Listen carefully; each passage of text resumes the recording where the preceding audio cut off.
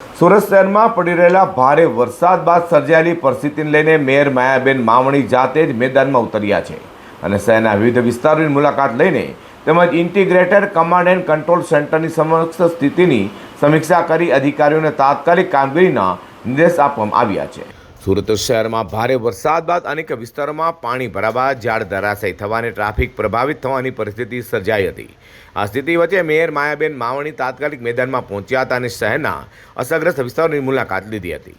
ત્યારબાદ મેયરે સુરત મહાનગરપાલિકાના integrated command and control સેન્ટરની મુલાકાત લઈ શહેરભરની સ્થિતિનો તાગ મેળવ્યો હતો। વિવિધ ઝોનના અધિકારીઓ સાથે સીધી વાતચીત કરી જ્યાં પાણી ભરાયા છે, ઝાડ પડ્યા છે, અન્ય સમસ્યાઓ સર્જાઈ છે તે તાત્કાલિક રીતે કામગીરી કરવા સૂચના આપી હતી। મેયરે તમામ ઝોનના વડાઓ, કાર્યપાલક ઇજનેરો તેમજ ટેકનિકલ સ્ટાફને ફિલ્ડ પર હાજર રહી કામગીરીમાં ઝડપ લાવવા આદેશ આપ્યા છે।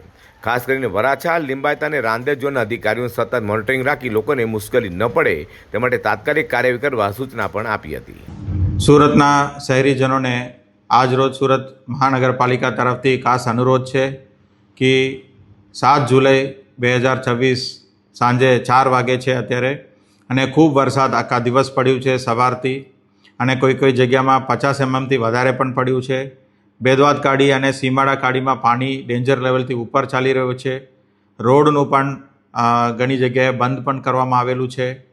BRTS અને એવા જાહેર પરિવહનમાં પણ સેવાઓમાં ડિસ્ટર્બન્સ આવી છે અને બસો ચલાવવામાં મુશ્કેલી પડે છે અને ફ્લેશ ફ્લડ થવાની પણ શક્યતા છે। તો આપ સૌને ખાસ અનુરોધ છે કે આપ ઘરથી બહાર નહીં નીકળતા અને ઘરે જ વ્યવસ્થિત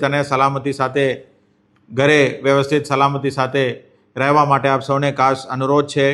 અને આજે રાત્રે સુધી વરસાદની માહોલ થોડું સારું થવાની શક્યતા છે, તો આપ સૌને ખાસ વિનંતી કરું છું કે આપ મહેરબાની કરીને ઘરેથી નીકળતા નહીં અને ઘરે જ સલામતી સાથે ફેમિલી સાથે રહેજો, એવું ખાસ તમામને અનુરોધ કરું છું। સુરત મહાનગરપાલિકાની વિવિધ ટીમો દ્વારા વરસાદી પાણીના નિકાલ, રસ્તા પર પડેલા ઝાડ દૂર કરવા અને અસરગ્રસ્ત વિસ્તારોમાં સ્થિતિ સામાન્ય બનાવવા યુદ્ધના ધોરણે કામગીરી શરૂ કરાઈ છે।